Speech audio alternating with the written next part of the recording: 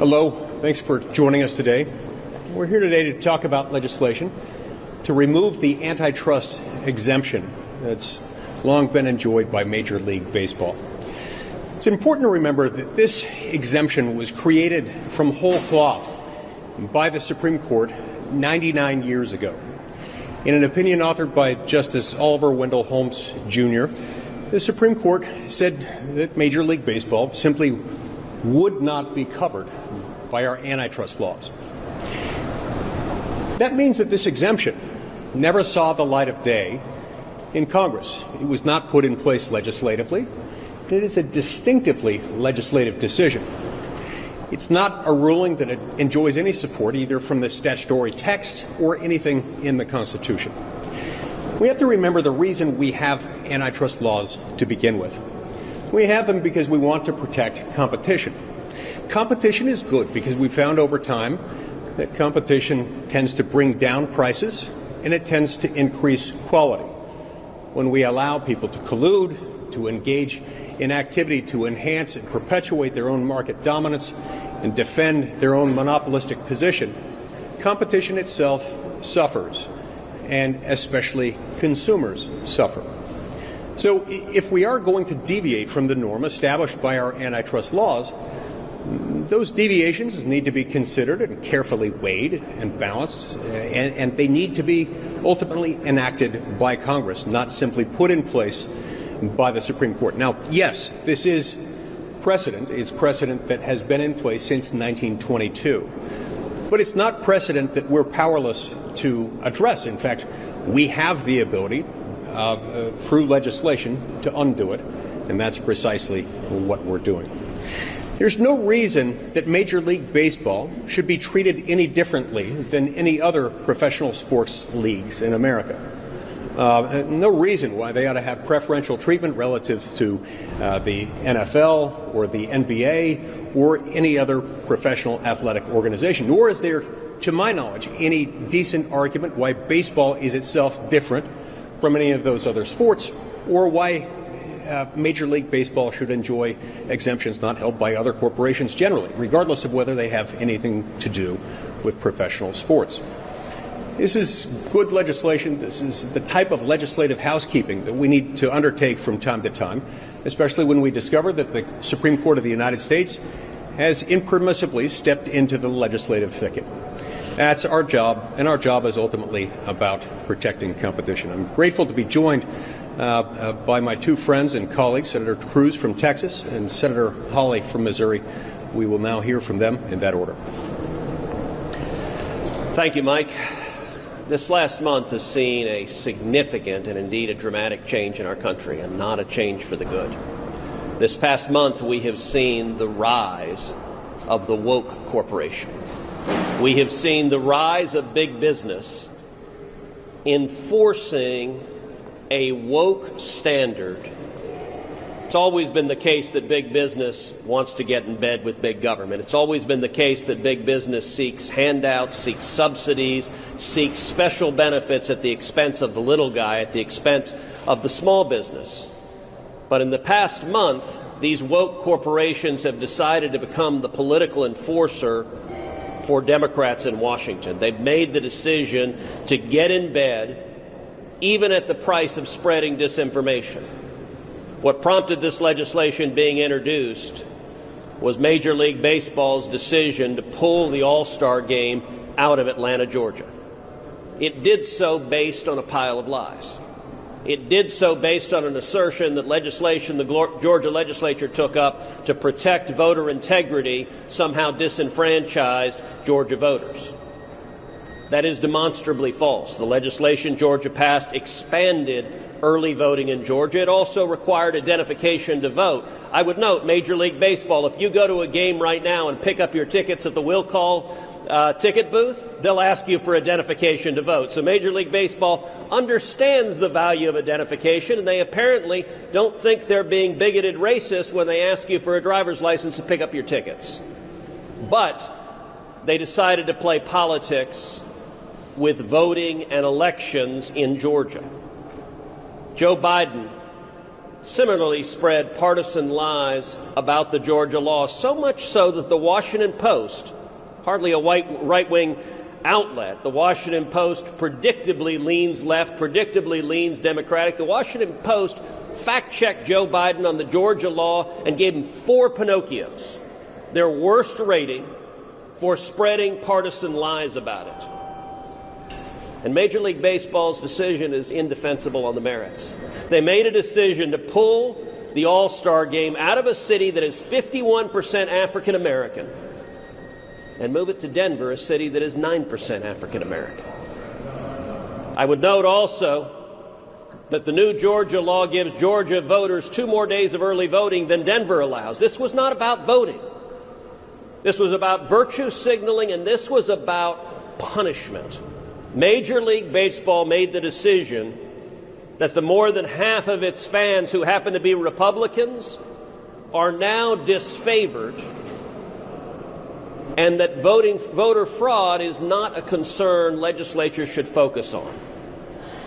That decision was harmful. It's going to hurt baseball. But it also underscores that there's no reason Major League Baseball should enjoy special subsidies, corporate welfare that no one else gets. As Mike Lee explained, Major League Baseball has had an exemption from the antitrust laws for nearly 100 years. It was made up by the U.S. Supreme Court. It's been in effect nearly 100 years. The other major sports leagues don't enjoy that exception. The NFL doesn't have that exception. The NBA doesn't have that exception. Somehow those sports leagues manage to do just fine. But baseball gets this very special carve-out of corporate welfare from Washington. They don't have to play by the same rules everybody else does. And we're standing here today to say Major League Baseball should have to play by the same rules. And if they're going to play partisan enforcer, they shouldn't expect to see special goodies from Washington when they are dishonestly acting to favor one party against the other and doing so in a way that is hurting thousands of small businesses in the city of Atlanta, many of which are owned by African Americans, thousands of African American workers in the city of Atlanta who are hurt by Major League Baseball's woke, dishonest decision that we're standing against. Senator Hawley. Thank you very much. I think the last few weeks have made something very clear that has always been true in American history, and that is monopoly and liberty do not go together. Monopoly is the enemy of the people's freedom. That's certainly true of Major League Baseball. It's true of big tech. It's true of the monopolies that we see more and more across our economy. When you have concentrations of economic power, political power follows. Now, we've seen this before in American history. I mean, this is not unfamiliar to us. A century ago, massive corporations, the railroads, U.S. Steel attempted to amass economic power and succeeded. They attempted to amass political power and for a time succeeded. And we know what the solution to that is. The solution is you break them up. The solution is trust busting. And that's exactly what needs to occur today. This is about preserving the ability of the democratic process to go forward. The fact that Major League Baseball would get together and try to punish a state because the elected representatives of that state and the elected governor of that state settled on a law to preserve election integrity is unbelievable. But of course, Major League Baseball is not the only one. We had news just this past weekend that 100 CEOs of the largest corporations in the world met together to talk about how they are going to launch some sort of plan to influence other states across the country. This is exactly what the railroad barons tried to do a century ago. It's exactly the same thing. It's trying to control the democratic process. It's trying to leverage economic power to exert political influence. It's trying to push forward a particular political and ideological agenda. And the answer to this now is the same as the answer a century ago. You got to break them up. So it's time for a new round of trust busting in the United States. Major League Baseball is a great place to start. This is why I support Senator Lee's legislation. Proud to join him and Senator Cruz on it.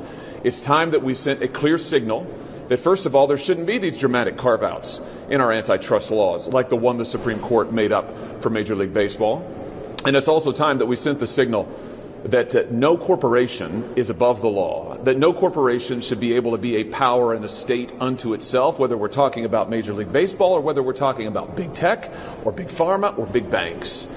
All of these corporations exist to serve our democracy, the people of the United States, and ultimately competition, free, open competition, is the guarantor of liberty. It's what protects the people's liberty. It's what protects our democratic process. And we've got to act now to ensure that there is that free, robust competition again in all sectors of our economy. And Major League Baseball is a great place to start. I'm delighted to join this legislation. Questions?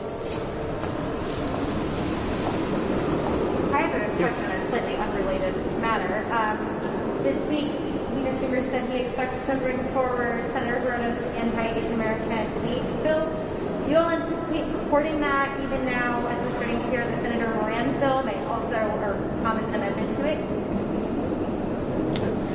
I look forward to the support from all of our Democratic colleagues for our bill getting rid of the unfair antitrust exemption enjoyed by Major League Baseball.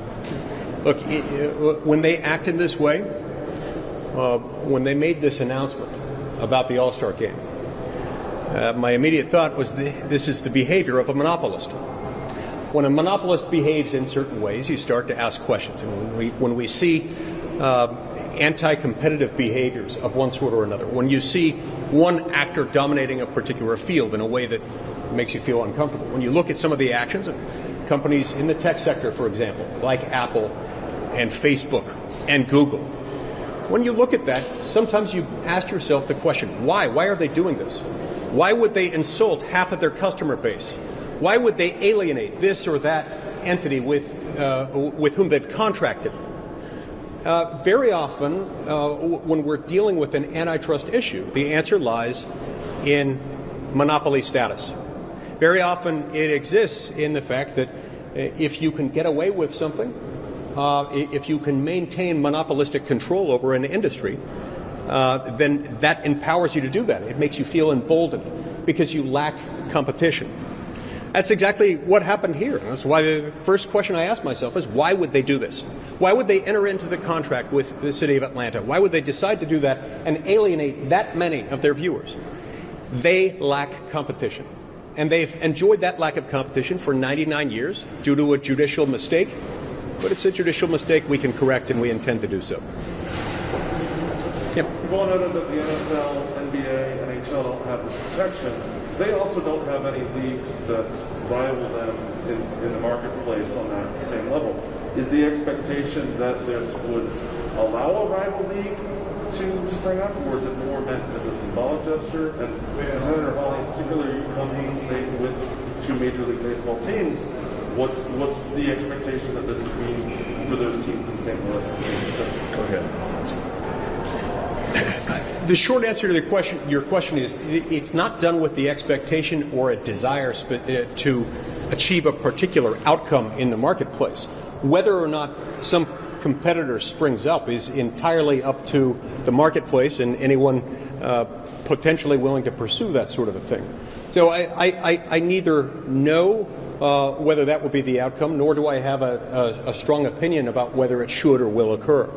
My point here is that of all of the factors that one should consider when deciding whether to form a league of any kind, you ought not have to stop and think about the fact that an existing market incumbent will be able to collude against any upstarts and engage in other behavior that would otherwise violate antitrust laws because of some kind of exemption.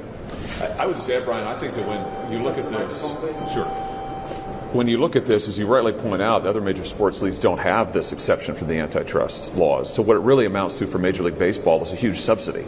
You know, Senator Cruz mentioned this. I mean, the carve-out really represents government funding of Major League Baseball in a way that the NFL, the NHL, the NBA don't get and don't have. So this isn't about being anti-baseball. It is about being pro-fairness, pro-competition, and it's about being anti-monopoly. And there's no reason why baseball should enjoy special subsidies from this government and the American taxpayer when Congress has never voted on it, no American president's ever signed it, the Supreme Court invented it.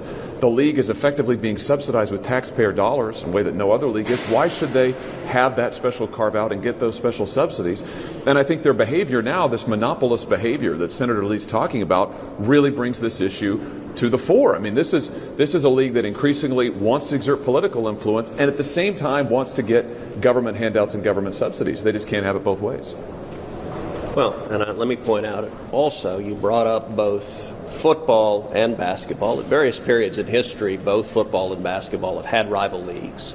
That is always a potential. That is a check on behavior in the marketplace. And when it comes to Major League Baseball's exemption from the antitrust laws, that's a special benefit only baseball gets that nobody else gets. It's not just the existence of rival leagues. It's anti-competitive behavior that baseball is allowed to carry out. And that is a special subsidy. It is corporate welfare coming from Washington. And in this instance, Major League Baseball is behaving with arrogance. You know, I thought Senator Lee actually pointed it out very well. It's the arrogance of a monopolist. It's the arrogance that they're counting on the fact that their fans have nowhere to go. Listen, I'm a big Houston Astros fan. I'm happy to cheer on the Rangers as well, but I love my Astros. I'll tell you, there are a lot of baseball fans I know of who are pissed off at this move, but at the same time don't necessarily want to turn off the TV and stop watching sports. And the monopoly power they have, they're counting on the fact that their customers are stuck, that they can't go anywhere. Well, they should play by the same rules everyone else should, and they should stop engaging in dishonest politics. This woke corporate America is based on lies. It's based on being conscripted in to the Democrats' effort to pass H.R. 1, the Corrupt Politicians Act. This is about seizing control of democracy so that only Democrats can be elected. And corporate America is willingly going along with that. That is contrary to the interest of a whole lot of customers. It's contrary to the interest of a whole lot of employees. It's contrary to the interest of a whole lot of shareholders. And it's contrary to the interest of a free and fair democracy, which right now Major League Baseball has stood against.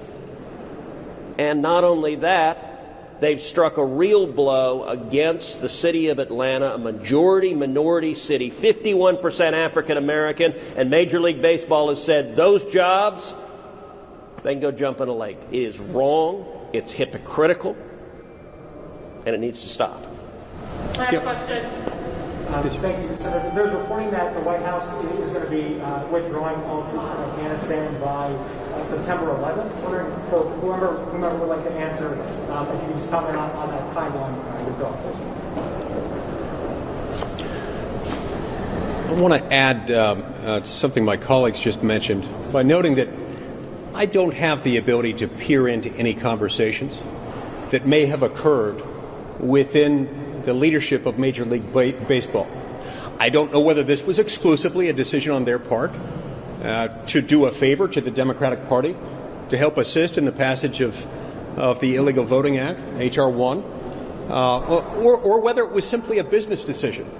Perhaps they had entered into a contract and made arrangements for Atlanta and decided that Denver would be more economically advantageous for them, and then they used this as pretext for it. Or maybe they had some other reason. I don't know. My point is, there are a lot of possibilities as to what subjectively motivated them. But they did make this decision, and it's a decision you wouldn't see from an entity that wasn't insulated from market competition by our antitrust laws. And that's why it's a problem. As far as Afghanistan withdrawal, I'm glad to see us moving out. I've got a daughter who was an infant when that war started. She's now halfway through college. I want to see us get out of there, and a timely withdrawal seems like a good thing to me. Thank you, guys. Execute.